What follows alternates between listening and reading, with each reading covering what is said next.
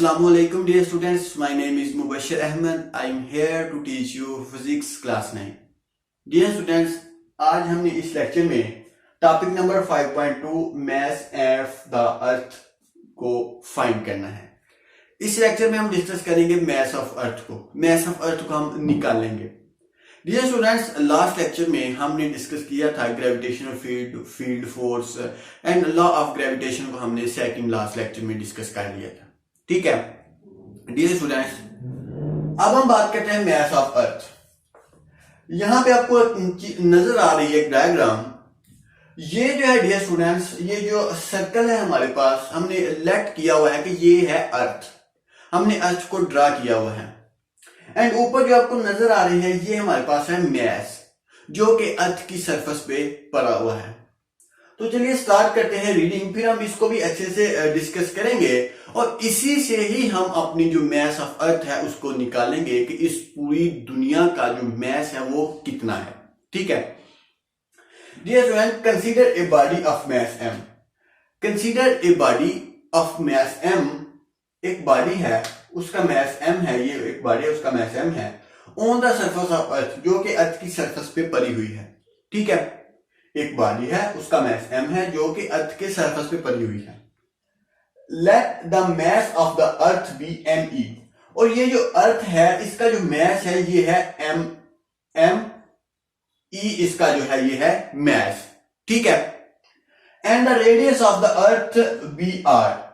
और जो रेडियस है अर्थ का उसको हमने रिप्रेजेंट करते हैं r के साथ। रेडियस क्या होता है डियर स्टूडेंट्स? अगर एक हमारे पास कोई सर्कल है, फॉर एग्जांपल ये हमारे पास एक सर्कल है और इसके सेंटर से इसकी सरफेस तक जितना भी डिस्टेंस होगा ये हमारे पास क्या होगा? रेडियस होगा उस सर्कल का। सो यहां पे भी देखें कि ये सेंटर है अर्थ का और उसकी सरफेस से जितना भी डिस्टेंस होगा सेंटर से उसकी सरफेस तक, उसको हम कहते हैं रेडियस और उसको हम रिप्रेजेंट करते हैं r के साथ। डियर स्टूडेंट्स, जो रेडियस ऑफ अर्थ है ये कांस्टेंट क्वांटिटी है, कांस्टेंट अमाउंट है, ये चेंज नहीं होती।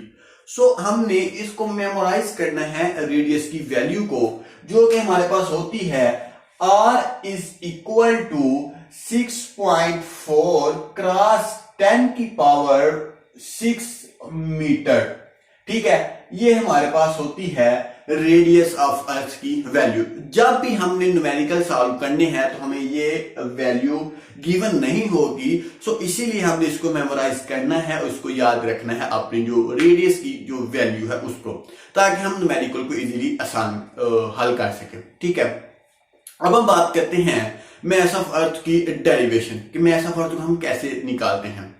डियर स्टूडेंट्स, अगर आपने लास्ट लेक्चर, जो इस चैप्टर के लास्ट लेक्चर जो है उसको नहीं देखा, उसको नहीं पढ़ा, तो प्लीज पहले उनको देख लीजिएगा, फिर आप इस लेक्चर को देखें ताकि आपको अच्छे से समझ हो जाए। हमने लास्ट लेक्चर में ये बात की कि अगर दो बॉडीज क्लोज हैं आपस में, अगर दो बॉडीज आपस में क्लोज हैं तो डियर स्टूडेंट्स उनके दरमियान एक फोर्स ऑफ अट्रैक्शन होगी और दरअसल वही फोर्स ऑफ अट्रैक्शन जो है ये फोर्स ऑफ ग्रेविटेशन है, फोर्स ऑफ ग्रेविटेशन है। और फोर्स ऑफ ग्रेविटी को डियर स्टूडेंट्स हमने लास्ट लेक्चर में प्रूव भी किया था। क्या प्रूव किया था? कि जो फोर्स ऑफ ग्रेविटेशन है वो इक्वल होगी g m1 m2 and d का square. F is the force of gravitation, g is the gravitational constant, m1 and m2, m1 is the mass of one body, m2 is the mass of another body and d square is the distance between two bodies। ठीक है, उन दोनों दो bodies के दरमियान जो distance है उसको हम d से रिप्रेजेंट करते हैं।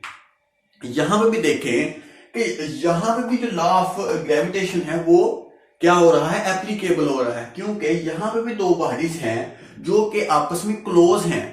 ये दो क्लोज हैं तो इनके ऊपर भी ग्रेविटेशन फोर्स अप्लाई हो रही होगी, ग्रेविटेशन फोर्स अप्लाई हो रही होगी। सो यहां पे भी हम according to law of gravitation देखेंगे और फिर हम इसको मैस ऑफ अर्थ को निकालेंगे। सो यहां से हम देखते हैं according to law of gravitation,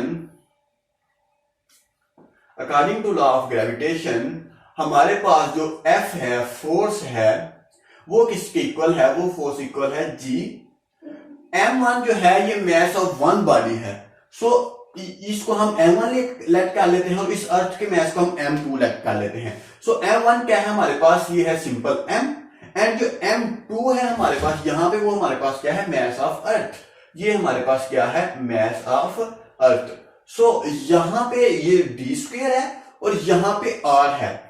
यहाँ पे जो है दो बॉडीज के दरमियान जो डिस्टेंस है वो है, लेकिन यहाँ पे दो बॉडीज के दरमियान डिस्टेंस क्या है, यहाँ पे डियर स्टूडेंट्स अर्थ की सरफेस पे पड़ी हुई है एक बॉडी। सो यहाँ पे डिस्टेंस की बजाय हम अर्थ का रेडियस ही ले लेंगे। क्यों ले लेंगे, क्योंकि जो बॉडी है वो अर्थ की सरफेस पे ही है और वहां पे रेडियस है, सो इसीलिए हम d की जगह r ही लिख लेंगे। ठीक है, सो यहां पे हम r का स्क्वायर लिख लेंगे। डियर स्टूडेंट्स, उम्मीद करता हूं कि आपको इसकी अच्छे से समझ आ गई होगी। एक और हमने लास्ट लेक्चर में बात की कि जो अर्थ है उसके राउंड अबाउट एक ग्रेविटेशनल फील्ड है। अगर एक बॉडी उस ग्रेविटेशनल फील्ड में आ जाती है तो अर्थ उसके ऊपर ग्रेविटी की फोर्स लगाती है और उसको अट्रैक्ट करती है अपने सेंटर की तरफ। ये हमारे पास अर्थ है, अगर ये इसकी ग्रेविटेशनल फील्ड है और इसको अपने सेंटर की तरफ खींचती है। एक बात। दूसरी बात हमने ये की कि वो खींचती तो है फोर्स लगा के एक बॉडी को, लेकिन कितनी फोर्स लगा के वो खींचती है एक बॉडी को। इसका आंसर हमें ये मिला कि जितना उस बॉडी का वेट होगा अर्थ उतनी ही उसके ऊपर फोर्स लगाएगी उसको अपनी सेंटर की तरफ खींचने के लिए।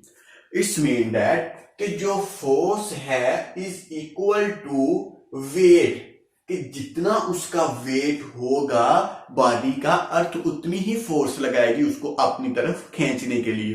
ठीक है, सो वेट किसके इक्वल है, वेट को हमने काफी दफा एक्सप्लेन कर लिया है कि जो वेट है, अगर एक बॉडी का मास है उसके ऊपर ग्रेविटी की फोर्स एक्ट हो रही है, दैट इज कॉल्ड वेट।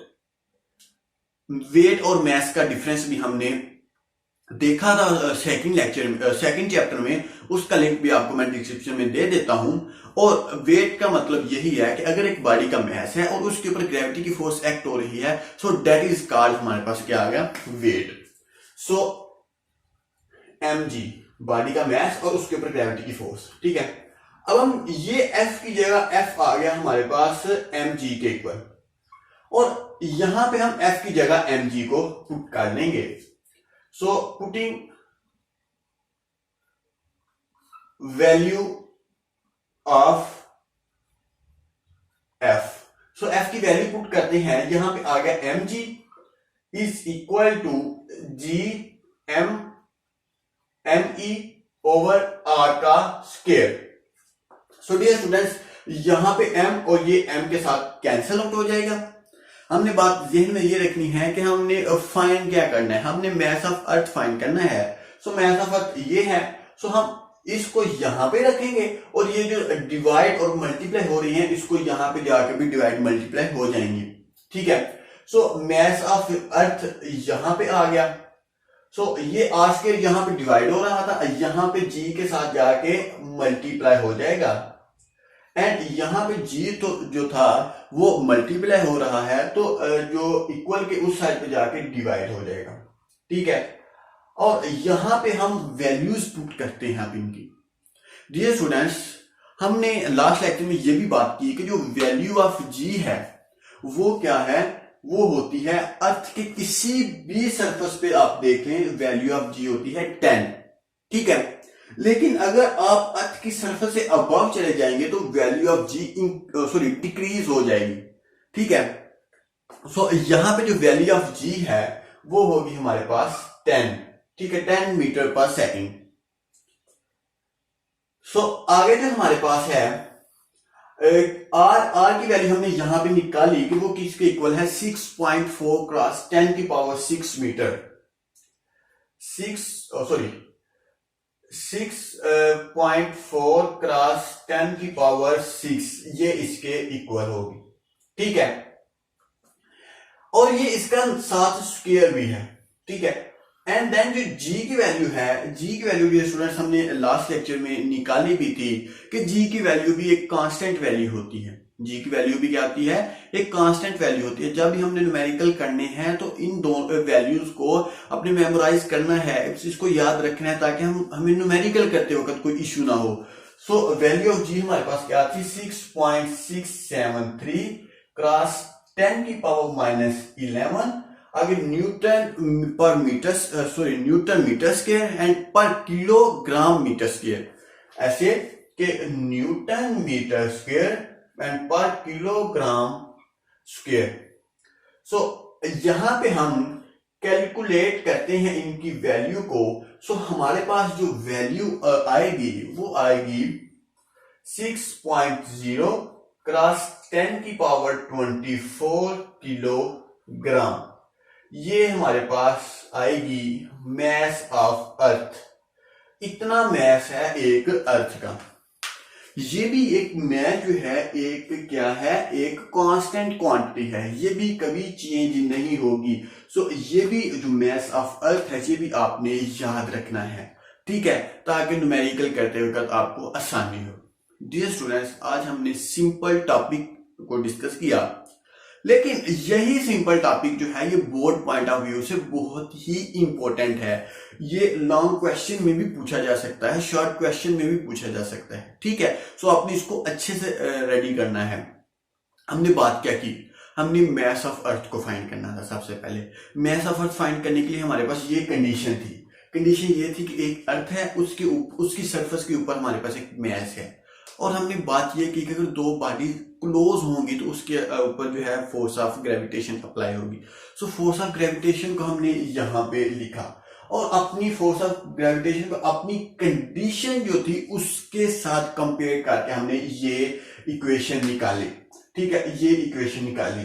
सो हमने ये बात की कि अगर एक फोर्स है, अर्थ फोर्स लगाएगी एक बॉडी के ऊपर, उतनी ही फोर्स लगाएगी जितनी उस बॉडी का वेट है। तो यहाँ पे हमने एफ की वैल्यू पुट कर दी, यहाँ एफ की वैल्यू पुट कर दी, फिर हमने एम ई को साइड पे ले गए, और यहाँ पे जो हमारे पास वैल्यू थी, कांस्टेंट वैल्यूज थी, उसको पुट किया, एंड देन हमने मैस ऑफ अर्थ को निकाल लिया। स्टूडेंट, सिंपल सा टॉपिक है। सो उम्मीद करता हूं कि आपको इस टॉपिक की अच्छे से समझ आ गई होगी। अगर किसी भी पॉइंट पे कोई कंफ्यूजन है तो प्लीज कमेंट करके जरूर पूछिएगा।